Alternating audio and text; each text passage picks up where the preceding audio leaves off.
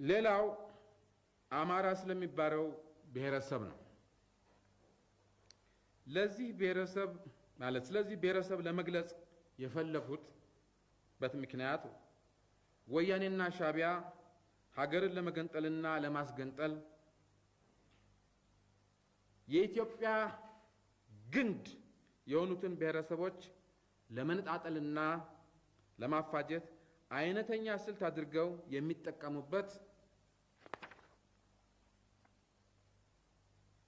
መሰረተ ቢስና እጅግ ያሰለቸ ነገር ቢኖር እያንዳንዱ ብሔረሰብ በውስጡ የራሱ ገዢ መደብ እንዳለና እነዚህም የተለያዩ ብሔረሰብ ገዢ መደቦች በጥቅምና በመደብ ተሳስረው ሰፊውን ህዝብ በጋራ እንዳልገዙና እንዳልመዘበሩ ሁሉ ጨቋኝ አማራ፣ በዝባዥ አማራ፣ ገዢው አማራ፣ ሁሉን ክፉ ነገር አድራጊ አማራ እየተባለ የሚነገረው ነገር ነው።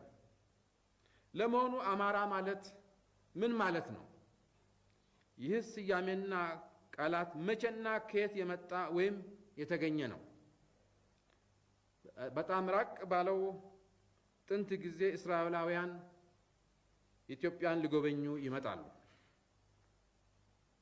የሀገራችንን በደንና በዱር አራዊት ያሸበረቁ የተራራና የኮረብታ ሰንሰለቶች በእነኚህ መካከል ያሉትን ቁጥራቸው የበዛ ወንዞችና ሸለቆች በአጠቃላይ የኢትዮጵያን መልክዓ ምድር ገጽታና የህዝቡን ባህልና አኗኗር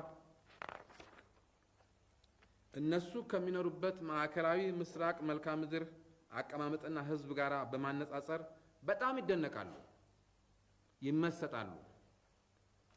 እነኚህ ጎብኚዎች ከብዙ ቆይታ በኋላ ወደ ሀገራቸው ተመልሰው የአማራን ሀገር አየን ወይም በአማራ ሀገር ጉዞ የሚል ጽሑፍ አውጥተው ኢትዮጵያን ከህዝባቸው ያስተዋውቃሉ። በዕብራይስጥ ወይም በሂብሩ ቋንቋ አማ ማለት ህዝብ ማለት ነው። ሐራ ማለት ተራራ ማለት ነው። በዚህ መሰረት እስራኤሎቹ ሊገልጹ ወይም ሊሉ የፈለጉት በተራራ ላይ የሚኖር ህዝብ ማለታቸው ነው። ስለሆነም አምሃራ አሉ። ይህ ቋንቋና ስያሜ ከዚህ በፊት በሀገራችን አይታወቅም። በዚህ የሚጠራ ብሔረሰብ የለም። ሀገር በቀል ቋንቋም አይደለም።